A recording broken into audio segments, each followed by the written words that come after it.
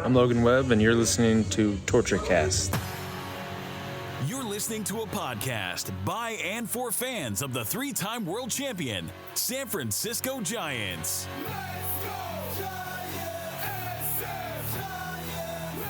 With hosts Chad King and Eric Nathanson. This is Torture Cast.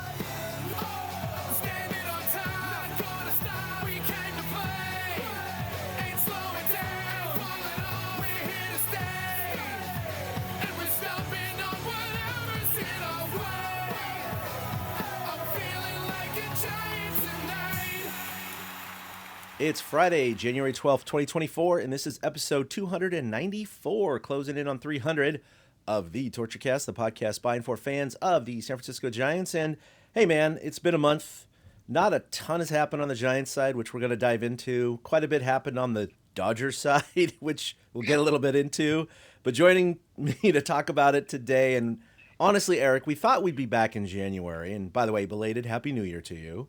But I got to say, I thought there would have been more movement by now, don't you?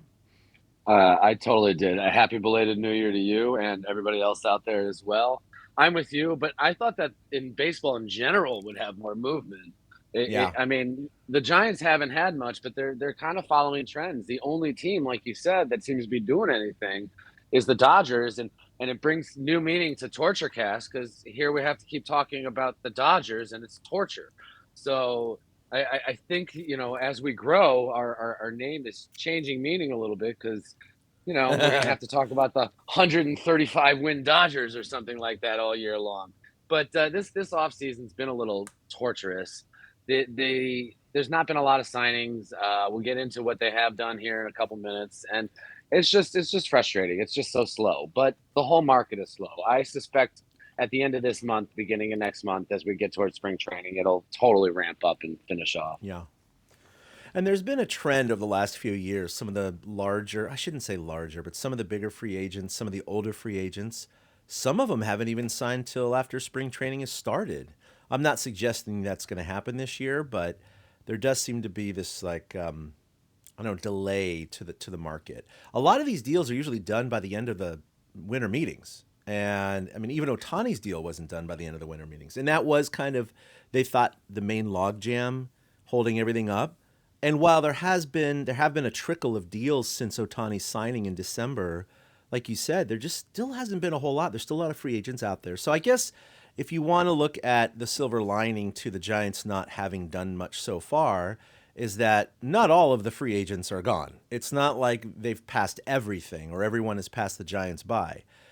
That said, a lot of big names have passed the Giants by, and that's the concern. And I wonder if there is that kind of self-fulfilling prophecy. It's like people are worried that free agents won't come here because of whatever reason, and then the more free agents don't come here, then those free agents go, maybe there is something to that, and then they buy into it, and then it just reinforces that cycle. I don't know. I have no idea. You know, maybe it's just, I don't know, the fact that the Dodgers are going to be clearly the best team in the majors, and you know, apparently free agents are now deferring their salaries to sign with LA, which Teoscar Hernandez just did, which is crazy. I don't know how they're doing it, man, but the Dodgers are definitely the sexy team right now, and the Giants feel like the redheaded stepchild. Well, the Dodgers are the Warriors from about, 6 years ago when Durant showed up. You know, it's very much that kind of vibe they got going on. But, I mean, with this market, like Bellinger hasn't signed yet. Matt Chapman's still out there. Blake Snell is still out there. Jordan Montgomery is still out there. Rhys Hoskins is still out there. I brought him up on our last show, and I thought a guy like Hoskins would get signed by now. I don't know he's waiting for it. But last year, Carlos Correa signed with the Twins, not the Giants, the Twins, like 2 days ago. So, and I remember that kind of, you know, getting some other balls rolling. So maybe it is that time of year to have that, you know, finally start happening. But like the Teoscar signing, you know, the Dodgers, it goes back to it. Teoscar's going to bat 7th or 8th in the Dodgers lineup. and Isn't that crazy? he could bat third or fourth in the Giants lineup. I think he had more home runs than anybody on the Giants last year, and he's going to be their like 7th or 8th place hitter. So, not to get too in the weeds on the Dodgers again, but it's kind of scary that they're the only team that's been able to do stuff. I mean, we've had some movement. Juan Soto got traded to the Yankees. Marcus Stroman signed with the Yankees yesterday. The Cubs, tried to make. Who did they just get? Oh, was that Imanaga the guy? Japanese pitcher Imanaga? Yeah. And they're making some moves. I just want to go ahead and touch on that real quickly because, it's been a month and I know this is late news anyway, but the last time we recorded, of course, Ohtani had signed and we were still hoping for Blake Snell, which is still a possibility. But Yamamoto was one that Farhan was like, well, we didn't get Ohtani, so we're pivoting to Yamamoto. And although the Giants were apparently one of the last 5 teams, they weren't one of the final 3, kind of like Shohei was. And so, yeah, he opted for LA.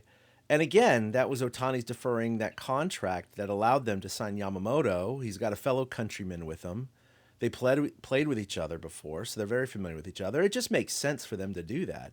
The Dodgers also traded for Tyler Glasnow. So, I mean, they got another star pitcher here. And then, of course, they just got Hernandez as well. I mean, the Dodgers are just assembling a monster team right now. It's pretty striking. Stroman's gone to the Yankees. Imanaga gone to the Cubs. But the ships are starting to sail by, man. And this is a fine signing. Jordan Hicks, okay. He's really a career reliever. He has 8 career starts with the Cardinals. His numbers are okay. He's got a really high, absurd walk rate. Hopefully they can control that a little bit. That's fine. The Giants also, of course, we should talk about this right now. The biggest signing so far is the Korean, baseball league's star, Jung Hoo Lee, who got the MVP of that league in 2022. Not known for his power, but he's an extremely proficient contact hitter. I mean, this dude he hit 97% of fastballs in his career in the KBO. 3% swing and miss rate. That's insane. That is insane on fastballs, not everything. He's really, speedy. He's a good defense. Look, a lot of people put the KBO around the AAA to quad A level. So it's not the major leagues. He has a career, 342 batting average, which is fantastic. What does that translate to the major leagues? Maybe 280, something like that. But you know what? That's fine. 280 is, last decade's 300, right? So there's nothing wrong with that. Probably pop 15 home runs a year, play some good defense. They overpaid for him a little bit, but again, it's not our money, Eric, and they had to do something. So I think that was a solid signing, but again, you look at the entire forest for the trees, and you're like, all right, that helps, but that ain't going to push him over the top. No. And it helped trigger the trade, I think. It helped get Haniger out of the building. And we'll touch on that in a second, but I like the Lee signing a whole lot. Everything I've watched of him, it's very Ichiro-like with his swing. His swing path is just so quick. And like you said, 97% fastballs. The guy doesn't swing and miss at fastballs. That just shows that he has quick hands, that you cannot throw the ball by him, which is, what Farhan wants. He wants contact, and he wants guys that are going to take walks. I'm with you. He could be like a 280 hitter. I'd love to see him hit 300. He's not going to turn into like a Luis Arias, but he definitely, I could see him being their biggest on-base guy when it comes down to it this season. And he runs around center field. Like, he covers some ground. So it was good to see. It's like, you try to equate it as he's a prospect that was in the system for a little bit, and here's his chance to do something. It just costs us a little bit more money when it comes to, getting the foreign guy, or just getting anybody apparently costs a little bit more money for the Giants. But I like the signing. I like Lee. I definitely look forward to seeing him. I think he'll help sell jerseys, but I don't think he'll help put butts in the seats, really. Nobody is clamoring to, let's get on the BART and go see Jung Hoo Lee. It's just, there's a certain section, and I respect that. The Asian American community will absolutely rally behind him, and I respect that subsection will. and that's a big part of San Francisco fandom. But I don't see the general public rushing out to see Jung Hoo Lee. It's not a needle mover. It's not a superstar locked up for the next decade. It's just a very good quality. Well, I thought it was a quality move to shore up a team, but like it's not the star-studded move. And if this is what they have to do, then it was a pretty good signing. For the position that the Giants seem to be in, I think it's a pretty quality signing. This guy could have chosen the Dodgers or any team. He could have chosen Texas, could have chosen the Cubs, but he was like, okay, San Francisco seems like my kind of town, and I think that they'll fall in love with him. I just don't think he'll be a star.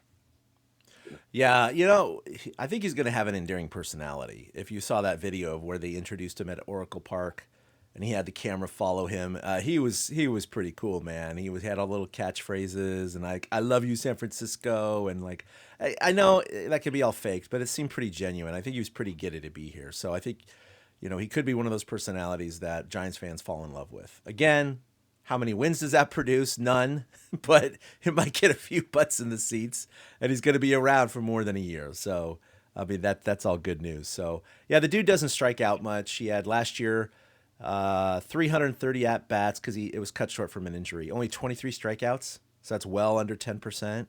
His MVP That's year, like 553 at-bats, only 32 strikeouts. That's like 5%. 6%. That's Tony Gwynn type stuff. Yeah. That's impressive. Yeah, so he's a super heavy contact hitter. So even though the majors are going to be harder and he will strike out a little bit more, it's not going to be on par with some of the big hitters today where they're striking out 25, 30, 35, 40% of the time, which is just obscene. I still can't. It's hard for me to handle that. Their strikeout batting average is higher than their batting average. It's like, what? That was not a thing back in the day, right? Your strikeout batting average wasn't 350. It's ridiculous. No. Anyway, yeah, good signing. And then you touched on it. They also traded away. This was I wouldn't say shocking, but like you said, there's a bit of an outfield jam. And they signed Mitch Haniger last year, and it just didn't work out, mostly because of the injury he suffered, where it was a bad luck injury. It wasn't his fault, but, it is what it is. The dude hit 39 home runs one year in Seattle, just way back in, 2021? So they were hoping to recapture some of that, and it just didn't work out. So they had a bit of a gluttony of outfielders, not star outfielders, just a lot of outfielders in general. So they needed to get rid of someone. So Mitch Haniger was the guy that made sense, and he actually goes back to Seattle along with Anthony DeSclafani, which again, a dude who showed bits where he was good for here and there and then just would fall off the wagon. So they tried a couple years with Disco, just didn't work out, but they did get in return 2021's American League Cy Young Award winner, Robbie Ray. The bad news is that he's recovering from Tommy John surgery, and he's not expected to pitch until July. Additionally to that, they signed him to it's a 2-year contract, but he can opt out after 2024 season. So we're left with that situation again where he could come back in July, and if he pitches well above average or lights out, let's say he returns to close to his Cy Young form, that's good news for the Giants. It is. But to only get, 3-4 months from him at that level, and then he walks. And you don't want him to do bad, so he stays another year either.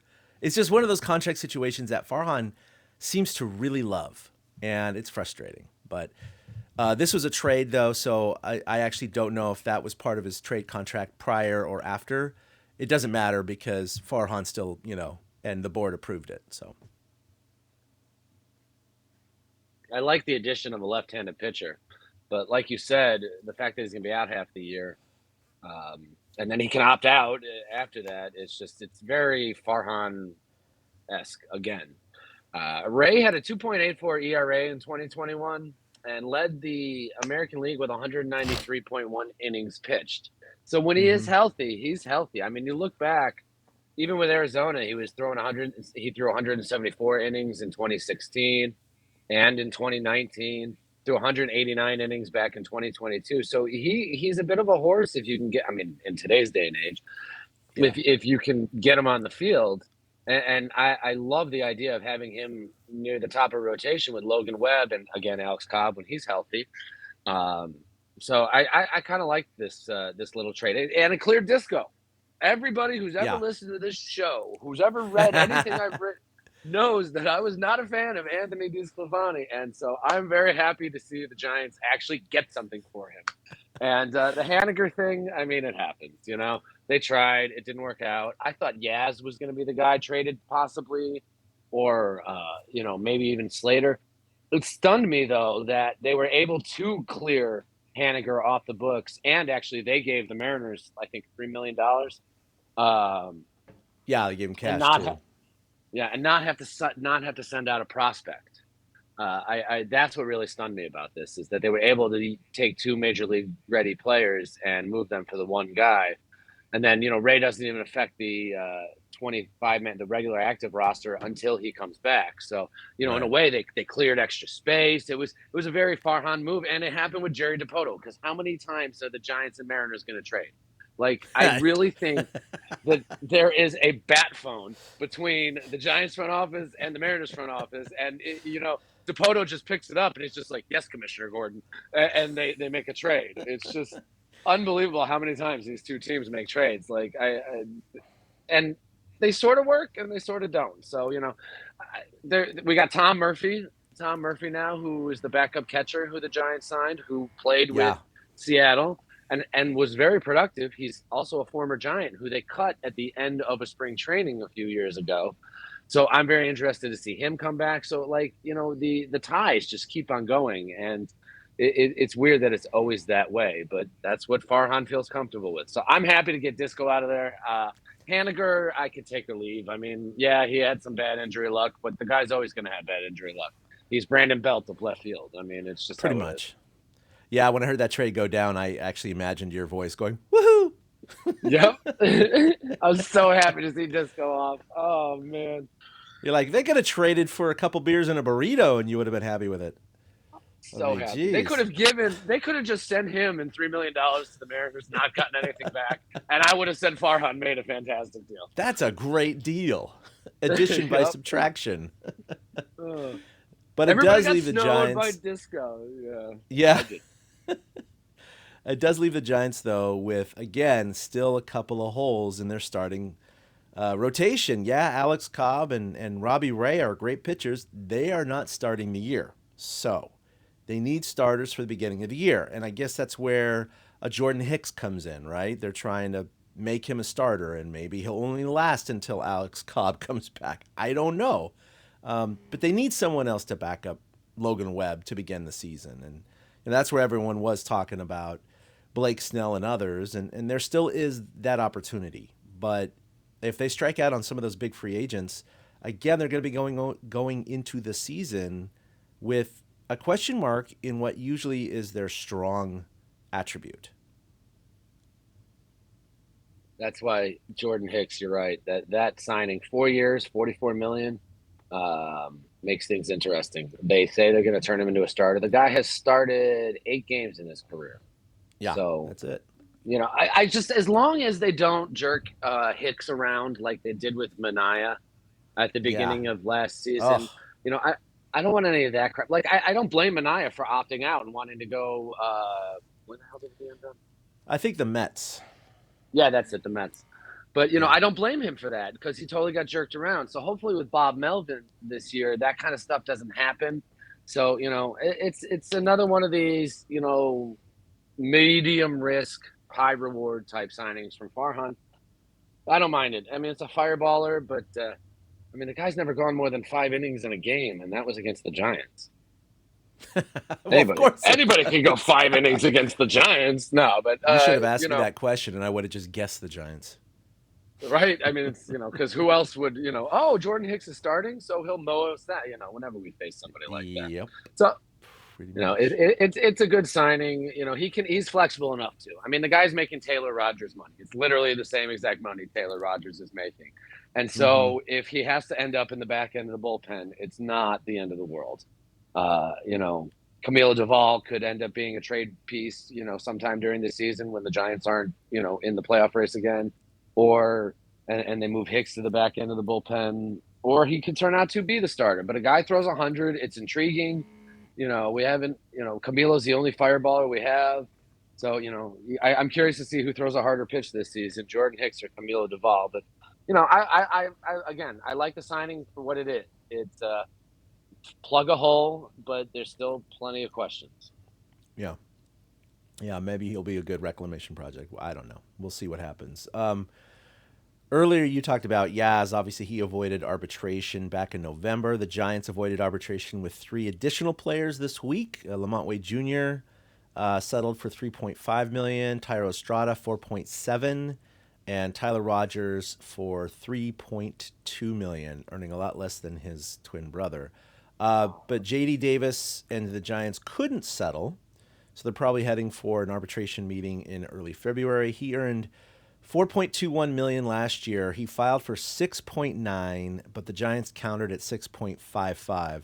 It's crazy to me to think like sometimes these deals, Eric, are just like they just throw money out. Like Jordan Hicks, 4 years, $44 million. That's $11 million a year, right?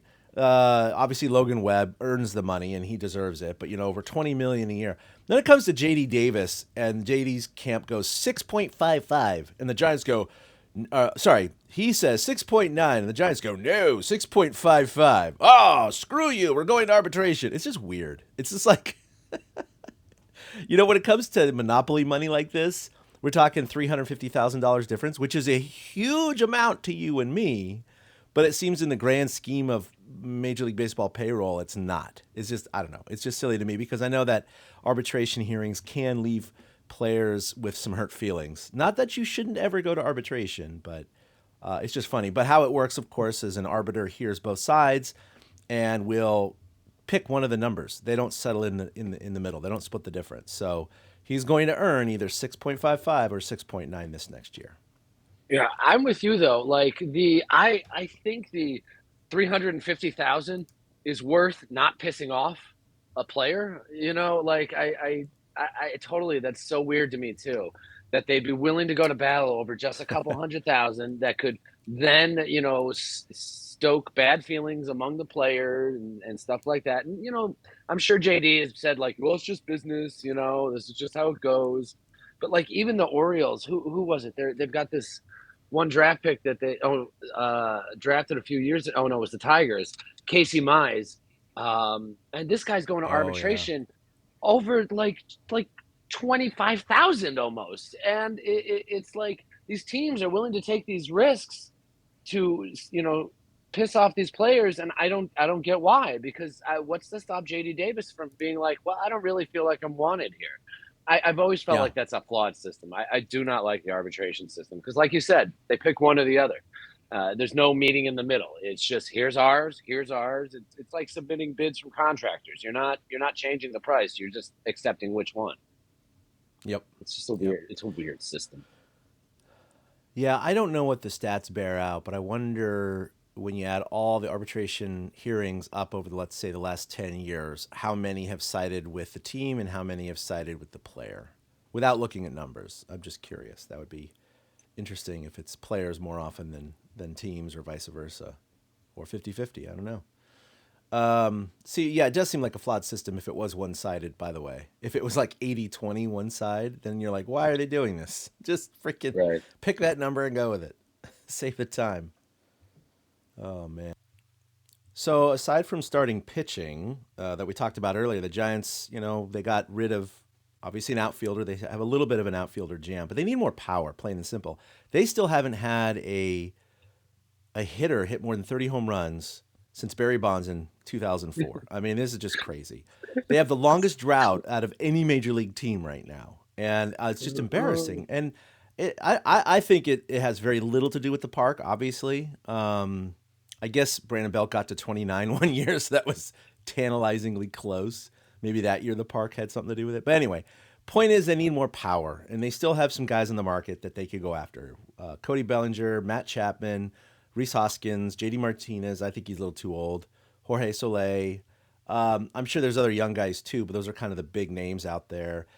Chapman and the Giants have been linked quite a bit. And if they did sign him, obviously that makes the J.D. Davis signing an arbitration ruling or whatever not moot, but he'll probably be playing more, DH and plugging in maybe at first or something like that. But I don't know. Any of those guys sound attractive to you? I mean, I certainly would love Chapman. Yeah, Chapman still seems the most logical connection with Bob Melvin and everything like that. I love the idea of Bellinger personally, but it's not going to happen. Yeah. Because of the log jam in the outfield. I think that's part of it. I really do. And everything seems to be pointing to him going back to the Cubs, who themselves are finally making a couple moves. So, maybe it's like, oh, hey, they woke up. I'll join them again. But I'd love to have Cody. I'm with you. JD Martinez is too old. Jorge Soler is intriguing, but I mean, how many different DHs can the Giants have in their lineup? And that's what Soler is. And I think he'd be the guy to finally hit 30 home runs, honestly. I think he would, because he hits those bombs to left field sometimes that are just rockets that travel like 450. And I can see him doing that. But again, I mean, it's not going to do much for, winning because of the room that they have on the roster. Yeah. So I think Chapman's still a possibility. And I think, like I've mentioned before, Rhys Hoskins is a possibility. But then they might have to move Wade Jr., which isn't a bad thing necessarily. This could be the time that Lamont Wade Jr.'s value is at its highest. So if you can move him and make room for another major league ready player and get prospects in the, exchange, then that's how you come out ahead. So I could see that kind of a thing. At least I'd like to see something like that happen. But do I realistically think it will? No. Chapman's the only one that I realistically see them signing out of any of these. I don't. Some executive pointed it out the other day that the Giants just need to find that one star, and then other lesser players will finally start coming to their team. And none of these guys are that star, and that's not going to happen this offseason. So whatever Farhan does at this point, it's just, to me, it's Band-Aids. It's what are we doing here? We're getting an 81 win team to an 82 win team, or an 82 win team to an 83 win team, if we're lucky. So, it's just knowing that they're only fighting for the wild card. Really, I think makes the Giants think, oh well, we don't have to overspend then. And as we know, ownership has been cheap lately. They're about, they basically print money themselves, though, with Mission Rock coming in and everything. And it's just more frustration as a Giants fan. So who knows if it'll even come to fruition. But that's what I'm saying. Everything is marginally better at this point. Nothing is going to make the Giants appreciably better. And so I'd love to see a Chapman. I really would. I think he's another guy that would connect with fans, much like Jung Hoo Lee. So I'd take that. Bellinger, I think Giants fans, they'd get over it. They got over Jock, so they would get over it. They'd get over it with Cody. I'd love to see him, but I just don't see it happening. But you're right. They need more power. Will this be the year? So I thought Haniger could be the guy that might hit 30 home runs finally last year. I'm sure I said that on the season preview show. Oh, I think I said it too. When we were making predictions. Yeah, we talk about every year we do our predictions about who's going to lead in home runs. And every year one of us decides to say, so-and-so is going to get over 30. And it just never, ever happens. Okay, so here I actually just brought up the notes from our season preview. Our prediction for team leader in home runs, I went with Haniger at 25. There you go. Yep. It made sense. You went with Conforto at 27.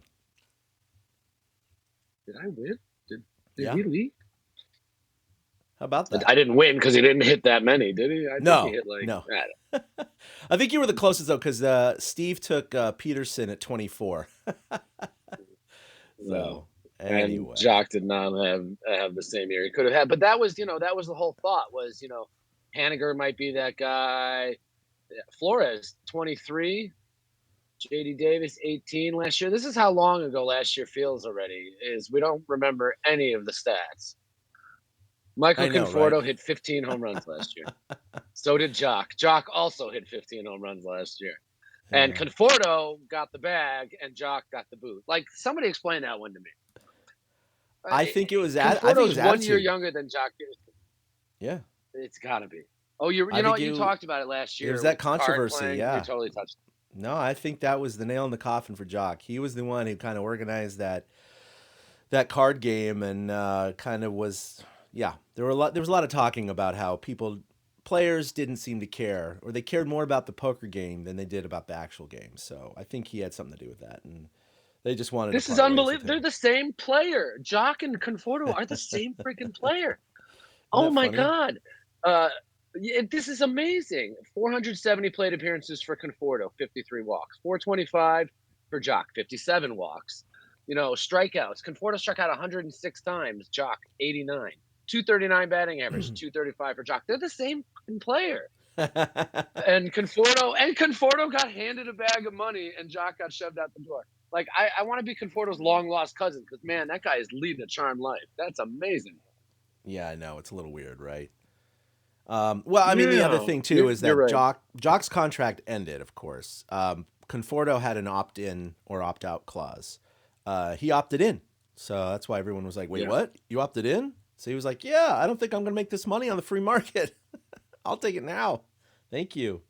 Which is So stunning to think that the only team, but that's what the Giants have to do now, right? Don't they have to overpay for mediocre talent? they do all the time, and it's really frustrating. It's really frustrating, but it is what it is. Now, one of the things, Farhan gets so much grief on social media and on radio, and starting to from, patient fans like us, Eric, to be honest, where, it was like in Farhan we trust, and well, that trust is really eroding from you and I, that's for sure. And, one of the things that we kind of always hung our hat on, and other people did, was, well, he brings in, he's redeveloping the farm system. It's so much better than it used to be. Well, I'm not good enough to judge how good the farm system actually is, right? You and I don't know it as well as the insiders, or let's say, I don't know, Major League Baseball executives who deal with this, for 40 to 80 hours a week, right? But Major League Baseball had a survey to front office executives about who has the best bullpen. So bullpen, what am I saying? The best farm system. My computer was farting there for a little bit. And I just want to go Farms, through bulls. this. I can see it. I just want to go through this really quickly because it is embarrassing how little the Giants are talked about here. And so here's kind of the list of questions. The number one question: which team has the best farm system? Incredibly, the Baltimore Orioles didn't just lead the pack. They got 79% of the first place votes. And behind that was, actually, I should say, they're not allowed to vote first, second, third. They just vote for one team in each of these questions. That's it. 79% of the executives said the Baltimore Orioles have the best. And below that, tied for second, was the Dodgers and Pirates with 4%. I mean, that is so overwhelmingly shocking. I don't even know what to say. 13% of the votes were made up from other teams, which included, these are the ones who got like one vote: Brewers, Cubs, Nationals, Rangers, Red Sox, Yankees. No Giants. Okay, fine. Which team uses the draft the best? 41% said the Dodgers, 32% said the Orioles, and it goes down from there. Giants, not mentioned. No one cast a single vote for them. Which team plays the international market better than any other?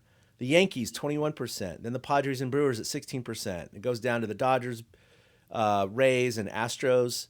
Giants didn't get a single vote there. Then you go down Sense a theme. Yeah, I'm sensing a theme here, right? What team is the best at acquiring prospects and trades? The Rays with a whopping 77% of the vote. Then second place are the Cubs and Nationals at 6%. Then it goes Reds. And then the other teams that had one vote were Dodgers, Orioles, and White Sox. And now here comes the only time the Giants got one single vote. And who has the most underrated farm system? The Red Sox, Tigers, and Mariners all were at 11%. A bunch of teams at 6%, 4%. Giants got one vote there. That's not necessarily a good thing. I mean, it goes on They're and on on. the board. They're on the board. And then they ask about development, right? Which team best develops pitchers? 38% said the Dodgers. Giants not mentioned. Brewers, Marlins, and Twins all got like just one vote. And it goes on and on and on. And, Who develops hitters? Well, we know that's definitely not the Giants. That would have been shocking if the Giants showed up there. Then we know that there was a mental disability with one of those executives, because that's not a thing. The point I'm trying to make here is, if people are trying to tell us that Farhan, yeah, I know they're not winning any World Series, but they're reloading and redeveloping their farm system. Well, all of the executives don't seem to think that. They seem to think they have a pretty mediocre farm system. So, again, it seems to me the only way the Giants can build this team into any competitive state over the next couple of years is via trade and free agent signings. That's it. I mean, they don't have that deep of a farm system right now. And the guys they have called up, some of them have had little flashes of brilliance, but nothing sustained, And I think that's what we're waiting for. We've had good ones like Camilo Duvall and stuff like that, but Helio Ramos has kind of been underwhelming. A few of the other guys underwhelming, and we're just kind of waiting for that next bumper crop to come in, because it was a bumper crop that drove the Giants to 3 world championships in the likes of Bumgarner and Posey and Lincecum. It's just, they just don't have those guys right now. No, Pablo was one of those guys. Yep, absolutely. It's very telling when other executives around baseball look at the Giants and say, well, this farm system's not good. And it shows us why, we're screaming about, go ahead, trade the prospects. That's fine, trade the prospect. But nobody wants them, apparently. I mean, and then what does that say about the development and what Farhan and Patilla are doing here? There's no progress. If nobody wants our prospects and none of our prospects are coming up and doing anything, then what are we even doing here? So you're right. We're patient Giants fans, but I'm at the end of my rope with this stuff. I totally am. There's a reason other teams don't want to trade for our prospects, because apparently they suck. I'm worried about Luciano. The guy's batting like 193 in a winter league right now, and he's supposed to be our shortstop, everyday shortstop this year.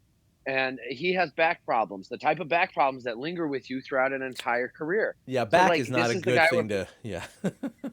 Yeah, and this is the basket we're putting our eggs into at this point. Like, come on, we need something better than Casey Schmidt's one good week. I will give them credit for Patrick Bailey, because they identified that Joey Bart was not the answer. Before, right when they came in, they said, oh, okay, we want our own catcher. And that's worked out. But, I mean, again, this is not an all-star caliber type player. He's a Gold Glove finalist. He's a very serviceable hitter. But again, not a stud, not somebody they developed. You think about these hitters. Like I said, Pablo came to mind for some reason when you were mentioning, the bumper crop and how the guys came up through the system. Ramos could have been that Pablo, and he never panned out. Mm-hmm. How many different guys have we heard about that are, oh, he's our this of the future, and then they never pan out. And I don't know how long Farhan's leash is. I don't know if Melvin gave him another 2 years or just 1 year. But if they free fall this year and win like 72 games, I sure should hope they finally get rid of Farhan at that point. But I'm ready to be done with Farhan. I don't trust in Farhan anymore. I legit don't. I feel like if everybody calls you a horse, you're a horse, and that's what's happened. Everybody has identified that the Giants are not, a strong farm system. They don't have strong major league talent. So what are we even doing here? We're middle of the road and not willing to spend money on better. And then players don't even want to come here. Giants are at a complete crossroads, and it's like they don't want to acknowledge it. They just act like let's just go about our business. We're signing the best guys we can, but not acknowledging the elephant in the room, which is the guy who can hit 30 home runs doesn't want to come here. Mm-hmm. Even when it comes to pitching, you'd think that these top line, Blake Snell, you'd think he'd want to jump at the chance right now to pitch in San Francisco and pitch for Melvin again. And he's not jumping at the chance to do such a thing. So clearly something's wrong the way everybody else views the Giants, and the Giants are not self-scouting well at all. And that's their biggest downfall, is they just cannot acknowledge what type of a team they are or what type of capabilities they have. Instead, they feed us bullshit all the time about being competitive. And we just want to be competitive through September. Really? I want to win a fucking World Series. Yeah, thank you, please. 10 years has passed since the last time. And I said it when they won their first World Series. I'm not going to complain for 10 years about this team. They could lose every game for the next 10 years. I'd be happy. Well, it's been 10 years since they won their third World Series. I'm done. My rope is gone. I am not willing to give them any more leeway anymore. We need to see a winner. We need to see results. There's the attendance has gone down. I just read a thing about how season ticket holders has gone down. It was like 24,000 3 years ago, and it could be down to like 10 or 9,000 now. That's And amazing. it's just a shame. Yeah, and everybody's pissed off, and I get it. No, and You I don't know if you get the emails, the promotional emails, Eric, but all the promotional emails going over the holidays and even in January, $5 tickets, $20, yeah. 3-packs. I mean, it goes on and on and on. It was Cyber Monday sale in January. It's like I've never seen promotions with such low prices before. They're definitely trying to put butts in the seats. The problem is, I don't think anyone's even buying them now at these low prices because number one, they don't know what the team's going to be like. Number two, they probably don't care. Number three, it's not close enough to the baseball season. They got to run these Right. promos when the season starts. When people are like, Yeah. "Oh, baseball, I can smell the grass. Yeah, I'll go out for a game for $5 or $10." Right. The Niners are kind of in the way right now. Yeah, exactly. No one's really thinking about baseball except for you and I and other podcasters and Yeah. some good diehard fans who listen to our podcast. So yeah, it's kind of hard for them to buy tickets right now. But anyway, Well, you bring up a good point. It's like, yeah, they're really suffering at the gate now, and season tickets, and yeah, they're printing money. I'm not worried about them financially, but it does speak to a huge level when only 4 teams went down in attendance last year, and the Giants were one of them. yeah. And they were kind of in it, and so FanFest is coming up. They're not doing the normal thing where they have it at the ballpark. They're doing a caravan basically, and it's to drum up ticket sales. That's really what it is. They're not going to go to different places. If the people are going to come, then they're going to come. But for some reason now they feel they have to reach out to the people and go out in the community to Right. try to boost ticket sales. And I thought that was very telling that they decided to do that this season. I know you have the places listed here, I think somewhere. Yeah. Yeah, I'm there fr- we go. I, Sacramento, I'm San Jose, and Napa. I'm frustrated by this, to be honest. As a fan, I've been to several of the fan fests before, both as media and as a fan, and I think it's a great event. I think the way they've run it in the past has been a great event. You didn't need tickets, you didn't need reservations, you just showed up to Oracle Park and you mingled with the players. You could stand in line and take pictures. You could go out on the field and play catch. You could take a tour of the clubhouse. You could listen to KNBR, who was live on stage at home plate all day long. Just sit in the stands in the sun, buy a beer. They had beer sales right there. I really liked the event. And of course, the day before, they have the media day. And I need to inquire if they're even going to have such a thing this year. But the day before FanFest, they have Media Day, and that's where we've gotten a lot of our wonderful audio and video interviews from over the years. Posey and Lincecum and Romo and all those guys. Bumgarner we've gotten, and it's a great weekend. And now this year they've just farmed it out to 3 cities: Sacramento, January 20th, so next weekend.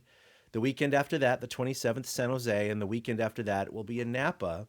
And then it'll culminate in an Oracle, quote, open house on March 9th. The problem with that is that each of those 3 locations has a small list of players that are going to appear and coaches. It's like 6 to 7 of them. It's not like FanFest where you had like 30 or 40 of the coaches and players. So, like Logan Webb is going to show up in Sacramento. That's his hometown, right? I know that the Rogers brothers, one's going to be in Sacramento, one's going to be in San Jose. Kyle Harrison's showing up, I think, to San Jose. I mean, he grew up, in the East Bay going to De La Salle or whatever. It's just that each of these little events only has like 5 or 6 or 7 players and coaches. It's not going to be in a stadium. They're in like community centers. The Sacramento one's at the actual River Cats ballpark, so that might be okay. I don't think it's going to drum up the same kind of energy or interest. You certainly won't have the energy at all at either of these places. And it seems, I don't know, to me, it's almost like they're trying to hide the inadequacies of having any star players show up. Maybe it's a way for them to save money. Maybe they're just experimenting. Maybe some marketing person had this idea and it has nothing to do with my assumptions. And then the Oracle Open House happens in March 9th, but spring training's already started by then.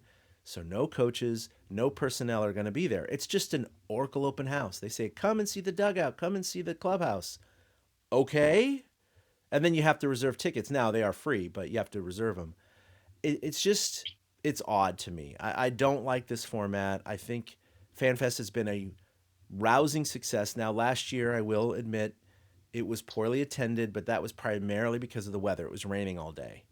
And it was pretty poorly attended, but I think that's what it had to do with. So I don't know. It just seems odd to me. I don't like it. It seems like that's almost like a cop-out for not having the big event. Yeah, I wondered last year if the lower attendance really kind of helped promote this. Because like I said, they're trying to drum up interest in other areas. I mean, this also could be a move because they said, oh, well, the A's are going to leave, so we need to get their fans on board. And so they're trying to do that a little bit. I don't know. It's just, it's all pointing the horse in the wrong direction. It's all, Giants management doesn't seem to be worried about winning, putting butts in the seats. And that's what they need to do. That is the bottom line. No, that's number one, and they're going to struggle over here the next couple of years unless they have another weird 107-win season, which I don't see that happening. Will never happen. Right? It won't happen. Yeah. No, I still look back at that, and I'm still astounded by that, Right? I mean, we kind of passed over. Let's just total off the top of your head, how many games are the Dodgers going to win this year? I know. I actually put that in the notes, right? I mean, legitimately not being ironic or grandiose or obtuse or anything. I literally think they're going to win 115 games. I'm totally with you. They might even challenge the Seattle Mariners from 2001, right? What did they win? I think 119, I think, is the Major League record. 116. Okay, 116. I think they could challenge that. Absolutely. So, I mean, look, they won over 100 last year. They won 106 the year the Giants won 107, right? We're talking only about 10, 12 games off that pace with the team they had. Now you've seriously upgraded this team, and you're getting Walker Buehler back. My God, this team is going to rake. It's going to rake. So, and that's, it's like the Giants know that, so they know they're playing for third place, and so why bother spending the money? And that's what we're left with. So fans, listeners, if I sound sour, I am, and I'm really, really in a no spoilers, show me kind of mood. So I really, really feel like they need to show us something, and I just don't see that happening. So, I'm looking forward to talking about spring training when we're starting to get closer, because I'd like just to have some actual baseball. But for right now, Giants fans in general, I get it. I hear your frustrations, and I'm with you. Yeah. Now, we're frustrated too. Again, that said, and I expressed this a month ago, I know sometimes we're a little bit of a Debbie Downer lately, and that's just about the performance of the front office and lamenting the Dodgers' success with their front office. I think any objective analysis would come to that conclusion. Subjectively, we're kind of butthurt about it. That said, if this team can produce a little bit better than what they're expected, which they have done in the past, if they can squeeze out 84, 85, 86 wins, they are in the running for the wild card, just like the Diamondbacks got it this year with 84 wins, right? So, look, it's possible. So there's always that to shoot for, and I know that's what you just brought up. It's like the front office is going, well, crap, we can't do anything about the Dodgers, so we're going to just play for second or third place and sneak into the wild card. And it's almost like a justification to not spend the money. But it's not that they haven't tried. I do really think they have tried with some of these free agents. I just think they're just up against a wall. I mean, not all of this is Farhan's fault. It's just that it is his job. Even if it's not his fault that Shohei Ohtani wanted to go to L.A. and Yamamoto and Teoscar Hernandez and maybe eventually Blake Snell and Aaron Judge, and the list goes on and on and on. Maybe they did offer him just as much or more money. Maybe they did give him a really amazing tour of the city and meet with Buster Posey and do all the things that are necessary. Ultimately, you cannot control someone's will. And maybe that desire to not sign with the Giants has more to do with the potential success of other teams and less with, oh, it's San Francisco, they have a dirty city with a lot of crime, which I really don't think plays a lot into these decisions. But it's still Farhan's job. He needs to figure out how to convince these players, and he hasn't done it. And so that's frustrating. So, again, Giants aren't heading for a 60-win season. I don't think they're heading for a 100-loss season. They're going to be in the running for the wild card for most of the year. So there will be reasons to root for this team and reasons to get into the playoffs, and anything can happen. I mean, again, we had another World Series with 2 wild card teams, so it keeps happening over and over again. But it's just on paper, it's frustrating. As a Niner fan, I couldn't be happier with the fact that they got the number 1 seed and have one of the best teams in the NFL. They're kind of like, the Dodgers on paper with football. That said, they could go right into this first divisional game, which they have the home field advantage, and just lay an egg, right? And they're done. So anything can happen, guys. At least they can get in. So to get us out on kind of that good note, I have to ask: are the Niners going to win it all? What's your Super Bowl prediction? No, because they have Kyle Shanahan as their head coach. He's just like Dave Roberts for the Dodgers. Dave Roberts. Oh my God. The Dodgers may win 115 games, but they're not going to win the World Series. Rest assured, because they have Dave Roberts. It's just like the Niners. The Niners are such a great regular season team and usually do well in the first or second round of the playoffs and then just hit a wall in the championship game or the Super Bowl. And they're always competitive, and they're almost always leading those games, right? Yep. And they always lose in the last few minutes of those games. So I guarantee you the Niners will not win the Super Bowl. I don't know where they're going to lose. They're going to lose. And they're not going to do it. So it's going to happen. Kyle Shanahan's going to make some crappy ass call, some bad time management decision, and it's just going to happen. He's a great coach. He's a great offensive mind. He just not always the best game manager. I feel like that's going to happen again, but we'll see. Well, you're probably right, because I'm about to put the kiss of death on them, and I think that they're going to win the Super Bowl. Oh no! No. Right, I have a real track record of totally screwing teams by picking them. So, but I do. I think the Niners and Ravens run it back. I think the Niners absolutely run through the NFC playoffs. I don't think Dallas is going to be able to hang with them. That's the only team, Dallas. Oh no! Okay, about. If the Niners play Dallas in the championship game, because that's the only place they could meet, they're definitely going to the Super Bowl, because Dallas just chokes in the playoffs and the Niners have owned them. So I will say that, but I don't know. Yeah. Other than that, we'll see what happens. But all right, well, I got to go pick up my son from school. So that's going to do it for episode 294 of the TortureCast, and we'll be back. We're going to start picking up the frequency here as the hot stove heats up a little bit more movement will happen, and spring training is just around the corner, Eric. We're talking about about a month away, a little bit more than a month away. So there's going to be plenty to talk about, and we've even heard rumors that our OG founder, Willie Dills Gregory, is going to be down there in spring training in March. So hopefully he'll get some access down there, and we can bring some more content to you. But in light of that, we'll see you probably in a couple of weeks. And until then, have a great week. Abu. A big thank you to everybody for listening to the TortureCast, the podcast by and for fans of the San Francisco Giants. Follow us on Twitter at TortureCast. You can also like us on Facebook or check out our blog at torturecast.com. I also want to say thank you to Ashcon and Bailey for letting us use their song Feeling Like a Giant for our intro. For Ben Lee and Chad King, my name is Willie Dills, saying we'll see you next time.